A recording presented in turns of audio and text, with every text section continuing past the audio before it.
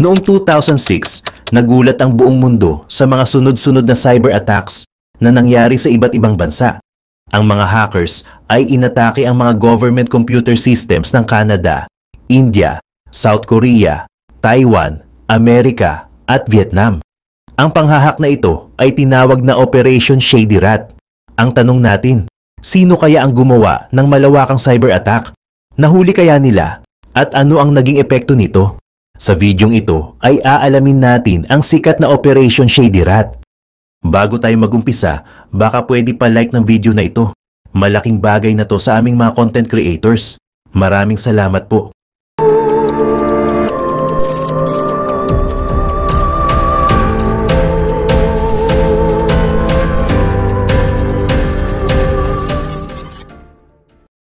Sa Arnold, Missouri, isang ordinaryong planta ang nakatayo sa bayan. Pero sa totoo lang, ito'y isang virtual setup lamang, pinapatakbo sa basement ni Kyle gamit ang ilang computer. Nagsusukat ito ng peking data para magmukhang may aktibidad. Makalipas ang ilang araw, mula nang ikonekta ito sa internet, biglang nagkagulo. Pinasok ng mga hacker ang system mula sa iba't ibang sulok ng mundo. North Korean military hackers, Russian ransomware gangs, pati mga troll mula US at Europa. Nagpakawala sila ng iba't ibang kalokohan mula sa pagsira ng login pages hanggang sa pag-inject ng malicious code. Ngunit sa lahat ng cyber attack, may isang natatangi. May mga phishing email na pumasok sa inbox ng planta. Malinis ang pagkakagawa. Parang legit. Isa sa mga dokumento nang buksan ay nagpakawala ng malware na agad naghahanap ng impormasyon tungkol sa planta. Ang mga nakalap na dokumento at data ay diretsong ipinadala sa isang server sa China. Tinrace ito ni Kyle at laking gulat niya nang walang kahirap-hirap niyang natrack ang hacker. Napunta siya sa server na punong-puno ng mga opisyal na record, corporate secrets at iba pang sensitibong impormasyon. Sa wakas, nahuli niya ang grupo ng hacker sa likod ng Operation Shady Rat. Nagsimula ang lahat noong 2006. Isang empleyado sa South Korea ang nakatanggap ng email mula sa nagpanggap na kasamahan niya. Pero kinutuban siya. Parang may kakaiba. Nang mag-reply siya para i-double check, nakumpirma niyang legit daw ang attachment. Pero imbes na magbukas, nag-launch ito ng isang remote Trojan, a RAT, Remote Access Trojan. Sa loob lang ng ilang buwan, 8 o mahigit pa ang kumpanyang pinasok ng parehong malware. Ang pattern, spear phishing emails na mukhang galing sa kakilala, pero mali-mali ang grammar at awkward ang pagkakagawa na para bang nagmamadali. Kapag napaniwala ang biktima, papasok ang RAT na nakakubli sa pormang dokumento o file. Magpapanggap pa ang mga hacker na lehitimo para tuluyang makalusot. Noon, mababa pa ang antas ng cybersecurity, kaya kahit isang simpleng screensaver attachment ay pinapalusot. Bagamat simple ang mga pamamaraan, napaka-epektibo naman. Gayunpaman, ang pinakamatindi nito ay hindi ang mismong pag-hack, kundi ang nangyari pagkatapos nito. Hindi umalis sa system ang mga attackers pagkatapos makapasok. Nanatili sila roon, patuloy na nagmamanman at kinukuha ang lahat ng mga bagong datos na lumalabas doon. Kasabay nito, ginamit nila ang nalalaman at access para lumipat sa iba pang bahagi ng network. Unti-unti nilang ini-infect ang iba pang computer, pati na ang mga konektadong sistema sa iba't ibang branch ng kumpanya. Paulit-ulit nila itong ginagawa, nagtatayo ng rat cave na hindi napapansin ng kanilang mga biktima. Sa madaling salita, ang pakay ay hindi lamang makuha ang datos, kundi kontrolin ang mas malawak na bahagi ng network para sa tuloy-tuloy na paniniktik at pagnanakaw ng impormasyon. Ang pinakamabilis na naitalang pag-atake ay tumagal ng 1 buwan, habang ang pinakamatagal ay halos 5 taon. Hindi nila layuning manggulo, mas interesado silang maging tahimik, mag-obserba, mangolekta ng data at i-forward ito sa kanilang base. Mahirap manatili sa loob ng isang network nang hindi nahuhuli, pero nagawa nila ito ng buong husay. Habang laganap ang ganitong uri ng pag-atake, nagsimula ang gobyerno ng US na makipagtulungan sa mga pribadong cybersecurity companies. Nagsimula silang magbahagi ng impormasyon para maunawaan ang sitwasyon. Dito na imbento ang bagong termino para sa mga hacker na kayang magsagawa ng matagalang pag-atake. Ito ay ang APT o Advanced Persistent Threat. Year 2011 nang unang matunton ang mga hacker. Isang research team mula sa McAfee ang nakapasok sa server na naglalaman ng mga ninakaw na dokumento. Doon nila nakita ang mga lag ng biktima, mga gobyerno, institusyon, kumpanya at iba pang organisasyon. Ang lahat ng biktima ay ginamitan ng parehong paraan ng pag-atake. Ang mga dokumento nila ay itinago sa iisang rat cave. Dito lumitaw ang malinaw na larawan. Ang mga tila magkakahiwalay na atake ay bahagi ng isang sentralisadong operasyon. Ang pangalang ibinigay dito, Operation Shady Rat. Noong 2013, mas lumalim pa ang pagsisiyasat ng Mandiant, isang subsidiary ng Google na nakatutok sa cybersecurity. Natuklasan nila na ang grupong nasa likod ng Operation Shady Rat ay tinatawag na APT-1, may koneksyon sa People's Liberation Army, PLA, ng China. Ang mga hacker ay miyembro ng Unit 61398, isang sangay ng PLA na nakabase sa isang gusaling militar sa labas ng Shanghai. Ang Unit 61398 ay binubuo ng daan-daang tao na eksperto sa military reconnaissance, electronic warfare at propaganda sa social media. Sila'y mahalagang bahagi ng hukbong militar ng China. Ang grupo ay kilala sa kanilang kahusayan at disiplina, pati na rin sa kanilang kakayahang maging malikhain sa iba't ibang sitwasyon. Gayunpaman, nagkaroon ng kahinaan pagdating sa seguridad sa operasyon, operational security, na maaaring tumukoy sa kakulangan nila ng pagtatago ng kanilang aktibidad o mga plano mula sa panlabas na pagsubaybay, tulad sa kaso ng Mandiant at McAfee sa pag-analisa sa kanilang mga galaw o operasyon. Sa pagsisikap ni Kyle Wilhoit, natunton ang mga hackers sa kanilang pugad.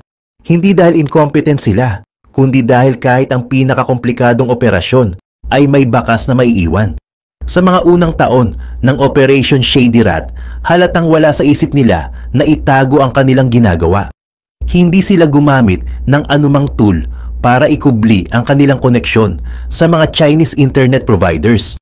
Kita ang mga bakas nila sa malware. Ang kanilang estilo, garapalan at agresibo, umaasa sa mahinang cybersecurity ng kanilang mga biktima kaysa sa mga sopistikadong taktika. Sapat na sa kanila ang makakalap ng mahahalagang datos at impormasyon mula sa sistem ng kanilang biktima. At pagkatapos ay EFTP, File Transfer Protocol, o i-forward sa China nang walang anumang encryption. Diretso lang. Napakakapal pa nga ng iba. May mga job listings at inilalagay pa ang mga hacking achievements nila sa kanilang CV. Isang hacker pa nga ang naglathala ng scientific paper tungkol sa mga ginamit niyang teknolohiya. Sa madaling salita, hindi sila nagtatago. Kung may isang bagay na malinaw, talagang wala silang pakialam kung mahuli man sila o hindi. At kahit ganoon ang diskarte, epektibo ito. Napakaraming terabytes ng data ang nai-forward sa China. Karamihan ay may kaugnayan sa intellectual property theft. Ang layunin, makopya at mapahusay ang mga teknolohiya. Sa halip na lumikha ng sarili, mas madali para sa kanila ang kumuha ng umiiral na teknolohiya, kopyahin ito at pagandahin. Kung babasahin ang mga 5-year plans ng China, kitang-kita ang kanilang mga target. Napaka-transparent nila tungkol dito. Halimbawa, isa sa kanilang mga unang biktima noong 2007 ay ang Lockheed Martin, isang American defense manufacturer. Dito nila na-access ang mga plano para sa F-35, ang pinaka-advanced na stealth fighter jet sa mundo. Ilang taon lang ang lumipas, isang kahawig na eroplano ang lumipad sa China, ang Shenyang FC-31. Dahil dito, nagsimulang maging kahina-hinala ang sitwasyon. Bagamat may mga ulat na nagsasabing kompromiso ang mga sistema ng US military, patuloy nila itong itinatanggi. Ngunit noong 2015, nag-leak ang mga dokumento mula kay Edward Snowden na nagkumpirma, ninakaw ang mga plano ng F-35 at hindi ito gawa ng isang undercover agent o daring maverick. Isa itong operasyon ng mga hacker na konektado sa Chinese military. Ang mga plano para sa F-35 stealth fighter jet ng Lockheed Martin ay ninakaw lang ng isang tao na nagpapanggap bilang katrabaho at nagpadala ng email sa empleyado ng kumpanya. Simple pero epektibo. At ito pa lang ang isa sa mga high-profile na kaso na siguradong nangyari. Hindi lang ito nangyari sa defense companies tulad ng Lockheed Martin. Nangyari din ito sa mga construction firms gaya ng isang South Korean company at industrial plants ang tinirya. Maraming pabrika, opisina at institusyon ang na-infiltrate. Dahil dito, nagawa ng China na kopyahin ang mga devices, systems at best practices na nagpapalakas sa kanilang ekonomiya. Ang mga erati na ito ang nagdala ng panggatong sa apoy ng napakabilis na paglago ng kanilang ekonomiya. Sa loob lang ng isang dekada, tumaas ang mainland economy nila ng halos 400% para lang naka-steroids. Kahit isang GDP target, hindi sila nagmintis. Dahil sa nangyaring ito ay kinumpronta ng US ang China. Noong 2015, nagkaroon ng kasunduan ang dalawang bansa na huwag ituloy o suportahan ang anumang cyber-enabled theft ng intellectual property. Pero, gaya ng inaasahan, itinanggi ng China ang mga akusasyon. Paulit-ulit nilang sinasabi, kung ginagawa rin ito ng US, bakit kami hindi pwede? Gayunman, napilitan ang mga hacker ng China na baguhin ang kanilang diskarte. Naging mas maingat sila. Nag-hire sila ng mga non-state actors at gumamit ng mga redirectors para mag-mask ng kanilang traffic. Sa halip na diretsyong manggaling sa China ang mga atake, cyber attack, dumadaan na ang mga ito sa infrastruktura ng ibang bansa para magmukhang hindi sila konektado. Unti-unting nawala ang kagarapalan sa kanilang atake. Hindi na sila basta-basta tumitira ng napakaraming biktima. Nagbago rin ang layunin ng kanilang pag-atake. Hindi na para sa simpleng pagnanakaw ng impormasyon. Ang Noiraat na agresibo ay naging mas maingat at sopistikado, pero mas manipis ang operasyon kumpara dati. Ang layunin ng operasyon ay hindi lang basta magnakaw ng impormasyon, kundi para panatilihin ang access sa mga sistemang kritikal, sakaling kailanganin ito balang araw. Sa US, ang critical infrastructure ay tumutukoy sa mga asset, system at network na mahalaga sa ekonomiya, seguridad ng bansa at kapakanan ng komunidad. Kapag naantala ang transportasyon, logistics, komunikasyon o naputol ang kuryente, malaking epekto ang dulot nito. Ang Shady Rat ay isang napakahalagang operasyon para sa China. Bukod sa pagbibigay ng mga lihim na pangkalakalan na nagpalakas sa kanilang industriya, itinayo rin nito ang reputasyon ng China bilang isang malakas na cybernetic superpower. Pero higit pa roon, may mas nakakatakot itong implikasyon. Mantakin mo, may rati na nakapasok sa isang planta ng tubig, hindi virtual, kundi pisikal na planta sa isang rural na bahagi ng US. Taon na ang lumipas, walang nakapansin. Nakuha na nila ang lahat ng dokumento, kinopya na ang mga blueprint ng planta, pero nananatili pa rin ang cave na nagkokonekta rito. At hindi lang isa, maraming ganitong cave ang tumutukoy sa iba't ibang planta sa buong bansa.